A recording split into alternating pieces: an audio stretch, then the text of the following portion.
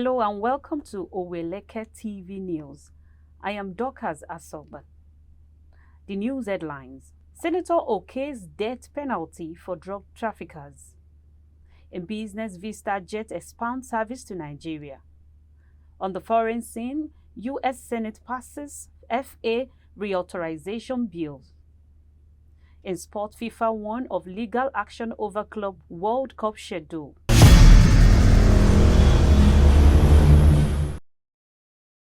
Welcome back. Now the news in details.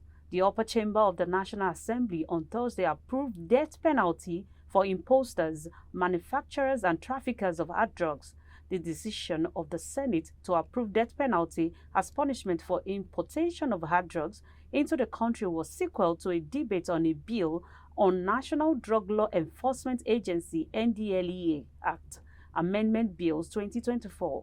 The report on the bill was jointly produced by the Committee on Judiciary, Human Rights, Legal Matters, Drug and Narcotic.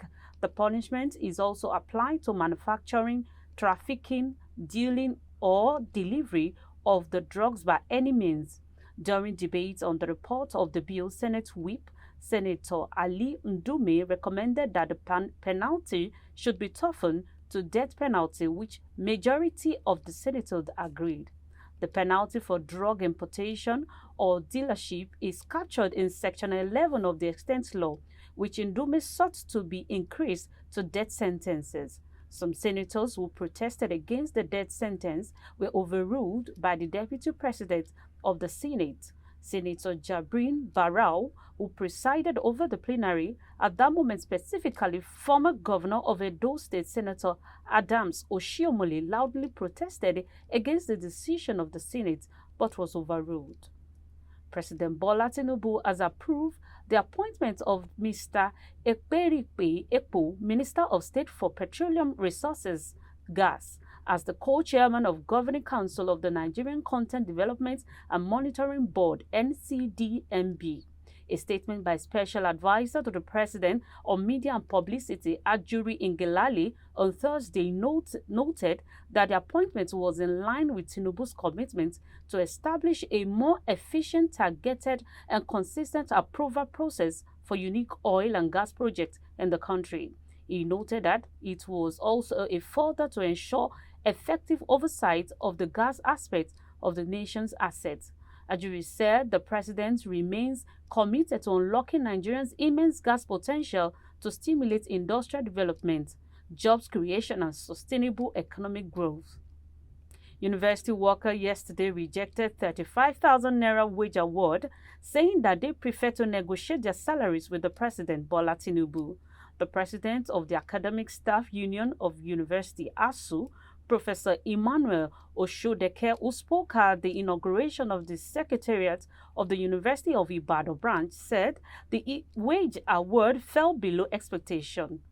Let's go on a short break. We'll be right back. Follow us on our social media handles at Oweleketv. Visit our website at www.oweleke.tv for a thrilling journey. Oweleketv, rising star at the fairground.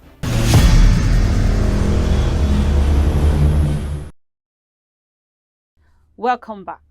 The House of Representatives has directed its appropriate committee to investigate the procurement process of the multi-billion Lagos-Calabar coastal highway project initiated by the President Bola Tinubu-led administration.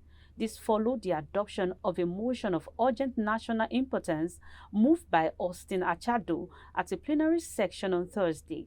The House directed the Minister of Works, Minister of Finance, the Attorney General of the Federation, and Minister of Justice to ensure that all guarantee and credit enhancement instruments for the project were sent to the National Assembly for approval.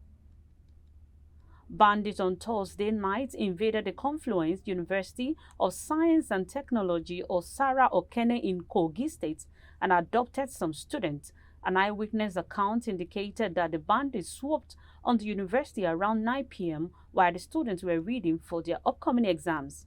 Newsmen gathered that the bandits came in through the bush, went into the lecture hall and began to shoot into the air to scare students. By the time local security guards and conventional security men at the gate engaged the bandits, they had already succeeded in abducting some students, but the efforts minimized the damage as the attackers didn't go beyond the first 3 halls.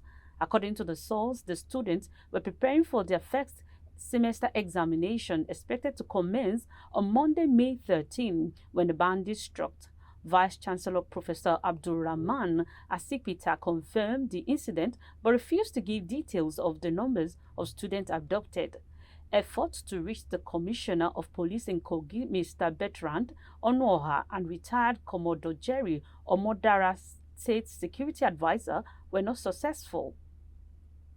The Nigerian Army on Thursday handed over Lydia Simon, the rescued Chibok schoolgirl, and her 3 children to the Borno state government for reunification with her family in the Theater Commander Northeast Joint Task Force Operation Hadinkai. Major General Wahidi Shuaibu disclosed this during handing over ceremony at the Malmalari cantonment on Thursday in Maiduguri.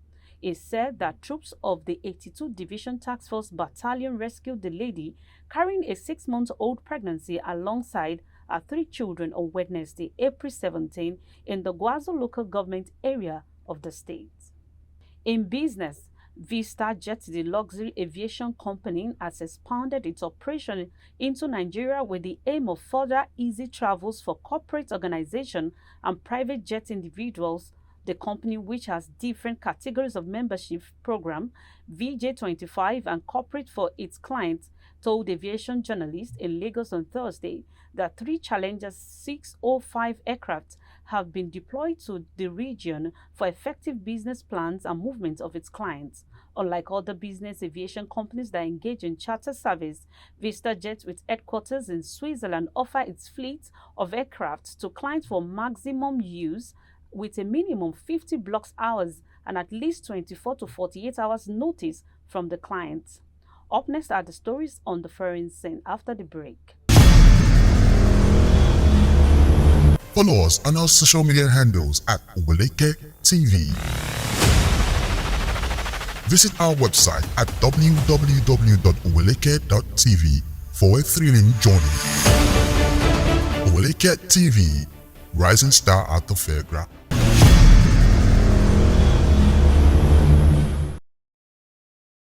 Welcome back. The U.S. Senate has passed a $105 billion bill designed to improve safety and customs service for air travelers a day before the law governing the Federal Aviation Administration expires.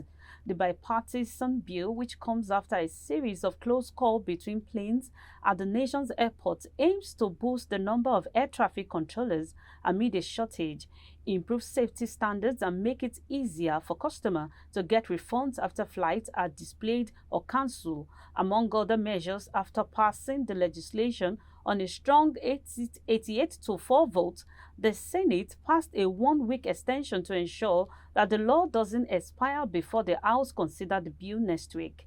The FAA has said it will have had to temporarily release around 3,600 workers if the law expired at midnight Friday. In entertainment, Nigerian Afrobeat singer Davido Adeleke, popularly known as Davido, has hinted at quitting music. He was reacting to the recent picture and videos doctored against him by some blogs in a post via X on Thursday night. The singer claimed that some persons desperately want him out of the music industry. Davido said he will quit music after his next album. And finally, in sport, FIFA is facing the threat of legal action from domestic leagues and player unions if there is no rescheduling of the 2025 Club World Cup. A letter to FIFA President Gianni Infantino, seen by AFP, claimed the sport's worldwide schedule is now beyond saturation.